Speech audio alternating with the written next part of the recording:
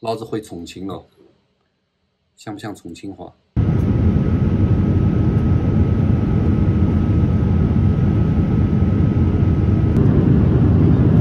热、咳嗽、咳痰、呼吸困难及腹泻等症状，或者14天内有感冒、退烧及止咳药史的，请立刻主动报告。如果瞒报漏报，将承担相应法律后果。谢谢。为什么这么多？也是一班飞机非常珍贵，因为这是近期接下来2个星期里唯一最后一班去重庆的飞机，因为后面半个月里2班的飞机都熔断了。我是8月15号新加坡飞重庆，大家也看到了新航的那个班机。哇，那天的飞机上，我其实本来以为就是这个航空公司会控制一些流量，因为之前我记得好像有听说一个政策是要控制什么75%还是50%，所以要隔开嘛，这样你万一有什么有人不幸阳了的话，也就波及面积没有那么大。但是那天的班机后来发现其实基本上都坐满了，我觉得没有，可能也就多10几个座位，空10几个座位吧，感觉都坐满了。就是飞机很准时，11点半然后就落下来，然后我们就很着急的，但是那个就是都不能动，也不能下飞机，要等那个陆地的防疫部门上来，然后你就会看到，真的，其实我是没有就是疫情以来我没有现场看过，真的有很多人穿着全部是白色的那个衣服，然后来带着，哇，真的是好像有化学战争那种感觉。当然这是必要的我没有讲不对，我只是说我没有见过，所以他要分批的放嘛，因为要放上去在那里做检测，做什么这个那个，然后才能下一波才走，所以速度非常慢。然后后面的人就很着急嘛，我就想说前面这几个怎么这么慢，像我这种没有素质的，我就觉得老子他妈的要第一个下去之类的。然后后来那个空姐呢，那个空姐真的是很聪明她就说你看外面多热你要在那个廊桥上等，你多晒你应该就是在里面，还有空调，对不对？你想坐还能坐下。然后大家就极大的安抚了一些人。我看还有一个同机，还有一个有一个有一对老夫妻，然后他就还是坐商务舱，他们可能很紧张，他说老子撕也要撕到下面去。真的好好笑然后那个地勤，然后他就说哎呀你不是要那个用推轮椅吗？我们要等那个地勤的上来推了轮椅才能接你下去，因为好像空姐也不可以下去，还是有一个特别通道，反正现在空姐不能下去帮他取轮椅，然后他就走不了，他就很生气了，我不要轮椅，然后就下去了。结果一会儿那个陆地上的那个穿的那个很套的一整套白那个防疫人员就上来说，哎，你们不要让他们下去了，再有轮椅的不要下去了，他们下去又要轮椅，搞得我们就很忙什么。然后就一个小插曲吧，然后我就说还有比我更着急的。后来发现先下来要做什么呢？要消毒你手上的那个手提行李，就是你手提行李要放在那边，然后用消毒水全部喷过那个。大家有没有看过一个我最近在看各种无聊的短视频有看过一个有给人理发的，又拿胶水的喷壶一直喷到满头一直流水的，像洗澡一样，基本就是那样喷。但是我没有我不敢去拍那个，我也不懂他让不让拍，所以我就没有记录下来。但是我完了拿出来，就是我上面我那个袋子，那个幸好不是发了一个食物的袋子，上面全是水，还好那个是塑料的。然后我自己背的背包呢就没有办法，都是水，也没办法，都是防疫的需要。还好就是我也不是什么怕，这也不只是水。据说我听到一些人们就分享说是消毒的水，当然是消毒的水难道都会给你降温吗？有这个消毒的水的话，就是如果你真的是好的包包，就会那个包包会变色，所以大家也要注意一下。然后完了下来就是再进海关的一个防疫的一个什么东西，然后这个其实我就后面就搞不懂了，就是一种就这样随你搞了，就我后面就是那个状态，好，就是很顺从的一个状态嘛，就是好，现在要干这个啊，填东西，填一套表，然后要来那个测你的那个测那什么。测喉咙的，我是测喉咙的，我不知道，据说还有测鼻子的，但我是测喉咙。然后先会给你打印一个东西，打印一个码，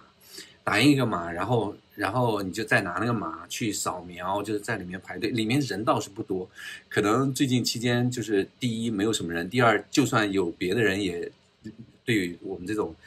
入境的人敬而远之啊，他妈的带毒回来的人就大家都离得远远，所以那里没什么人。然后所有工作人员都是其实你都根本看不出来他是什么模样的，都捂得严严实实。其实真的是一大笔钱，因为我觉得那些防护服好像都品质很好的样子。然后我们就这个我们中间检测干什么都是不收钱的，有没有收钱？好像没有收钱。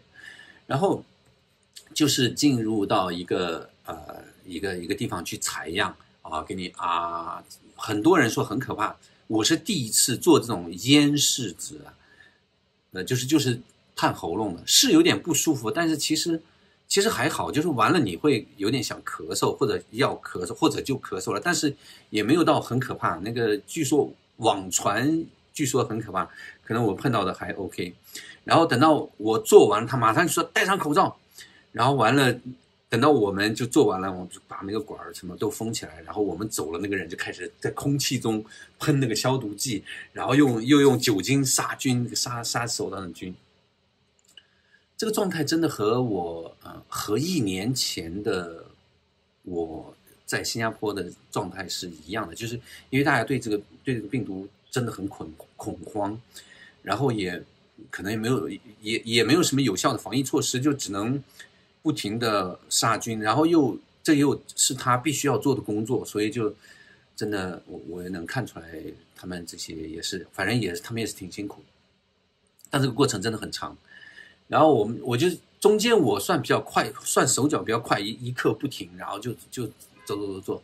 然后后来就接下来到了入海关也很有趣，入海关也是一溜，平常边检不是海关，边检。就是真正盖戳的那个人，就是以前我们就看了一排的都是武警什么后边那个人在给你看什么的，这次就全部是包着那个防护服的。然后我觉得比较有趣的是，就是他们问我们中间有一排就我隔壁的一个柜台就那个人问的特别大声，我觉得这个也是这个疫情期间的一个特有现象，因为大家都戴着口罩，而且他可能戴着那个防护服就加了好多层，所以就他讲不大声，然后他也听不清楚，所以他有一个麦克风，然后还要很大的声的讲，然后我就在那里，因为我等嘛，就被动的在听，然后就问着你从哪里来的？新加坡你在那里做什么？打工打什么工？做服务员，做医生什么，然后你回来还要再去吗？什么时候去？还去不去了？然后你的电话多少？你那个家庭住址多少？蛮有趣的了，反正是。不过我弄那个我排的那个官员呢，就还好我不懂他为什么没怎么问我，他就让我填这个填那个，然后完了弄来弄去录个指纹，然后就进来了。这个流程我觉得我都做的蛮快的。然后我说哎呀，因为我为什么要这么快呢？就是因为网上就是流传着一个攻略，就是说大家一定要这个选座位选到前面，然后做这些程序做得快一点，然后你就可以先下去坐大巴，然后先去酒店，然后歇下来。为什么要这样呢？因为你想从早上你登机开始，早上7点的班机登机开始，一直到下了飞机，一直到这个中间所有的过程你都没有的饭吃，因为在飞机上也是不可以吃东西的，因为规定你不可以把口罩脱下来，所以整个过程你是没有饭吃，也不能做什么东西，所以你一定要早一点早出去，早落实到酒店，你到了酒店里，你把这些东西解除了，你可以吃东西，就是完全是一个生理需求。然后我就说这样我要快一点，结果下来到了这个传送带呢，哎呀，等了好久，然后完了才你的行李出来。我后来发现，我后来想，可能的原因是因为不可能你那个传送带那里我就等了大概半个多小时。那之前有，你看我11点半下的飞机，我等到拿了行李出来是1点半，这是12点半，2个小时哎。2个小时，这个行李要2个小时才出来嘛，或者1个半小时才出来啊，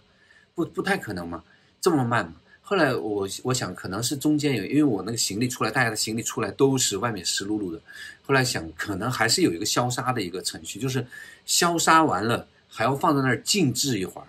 就是他要把它都单个放在那儿，然后都把前后都弄了，都打了这个消毒液，然后再把它放那儿静置一会儿，然后才允许，然后上了传动带这个拉出来。所以这也是一个疫情的一个影响。这个就好像说我们下雨天去打车一样，就下雨天在路上一样，就是每个地方每个环节都是因为这个下雨慢了一点点，所以你整个这个过程就拉了很长。然后我1点半出来，我说，哎呀，我算出来不错哇，我也很快，我那里都没几个人啊。然后我说，哎，这样我就可以很快去吃饭了，因为我真的很饿了。我早上，这一天我早上几点起？我早上2点多起来，2点多起来，我们再倒回去讲一下我在机场发生了什么。我早上2点多起来，大概3点多到了机场。4点钟开始，因为7点的班机，4点钟提前3个小时开始值机，4点钟开始值机。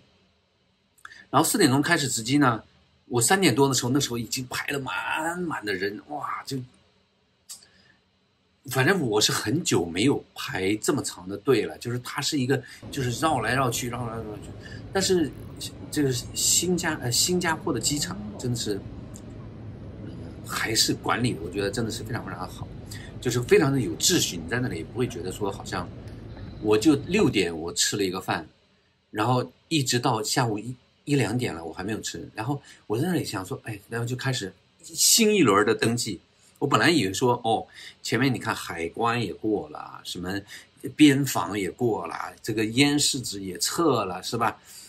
应该没事了吧？我都算已经入境了呀，没有，还有一轮这个就是我不知道那个叫什么，他们说是政府的，我觉得是应该就是属地管理，就是那个就像社区的那个系统一样，我不知道这个系统叫什么，就是这个社区的系统，就是他们也是管酒店，你在酒店就属于他们管理，他们要管理什么？管理你这几个人这几天到底从哪儿来到哪儿去，你的每天的核酸做的什么结果，然后你接下来去哪儿，你的码是什么样的，到时候会给你发一张纸，然后你才能自由的出入，算你过关了，你这个人合格了，可以就是盖个蓝戳可以上市了。我觉得我要饿到不行了，我也不懂，还有一组小孩，有一家子也在那儿，我也不懂那些小孩怎么撑过来的。然后我就问那个人，我说什么时候我们再走？我们的大巴还没有来吗？为什么还不让我走？我很饿。然后他们说要走了，要走了，你看看我们收拾东西了。后来他们收拾东西，我们就走。其实这个酒店呢，离这个机场不远，大概我们路上开了20多分钟，然后我们就到了酒店。然后已经完全到酒店一下来啊，你会发现你的那个他们已经把你的信息都传好了，然后帮你打印出来了，每个信封你住哪间，你去拿那个信封就直接上去走了。其实就是说也没有人要和你接触，就是你最好就马上就到房间里就好了，过程整个无人，你们自己上去。然后我就上去，然后进来。我们这个酒店呢，怎么之前呢，大家一直都讲说，哇，重庆的隔离，这个叫什么酒店？奥兰酒店啊，是什么隔离酒店的天花板啊？从新加坡回来的很多都有一半的几率就是在这个酒店。然后我就说，不错哦，看来可以。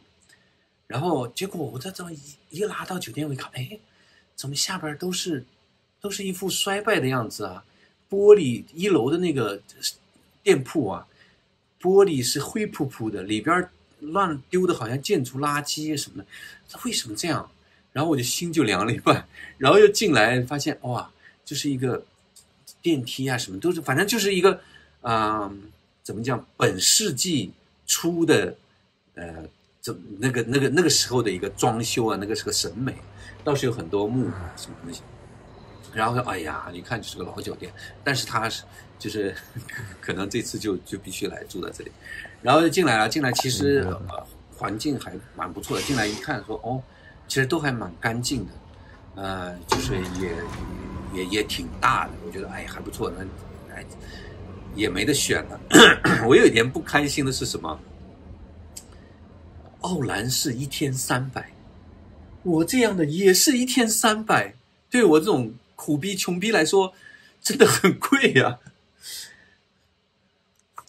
好，就是这样，这就是一个从新加坡飞到重庆的这么一个流程。我的心可能是放了一半吧，因为为什么不能叫完全回国了？因为为什么叫放了一半呢？因为接下来万一有这个什么不幸有这个同机呈阳性的啊，我们会变成密接，就会变延长啊。有时候，然后万一回去到了哪里，然后当地这个疫情爆发，你可能又会被迫关在那里啊。所以，哎，这是一个非常不能叫痛苦吧，反正很不舒服的一个过程。今天的分享就到这里吧，我接下来再慢慢讲。我在这里我要隔离10天，现在的政策是7+3，隔离10天。我这10天慢慢缓过劲儿来，我来给大家讲接下来的这个生活吧，对不对？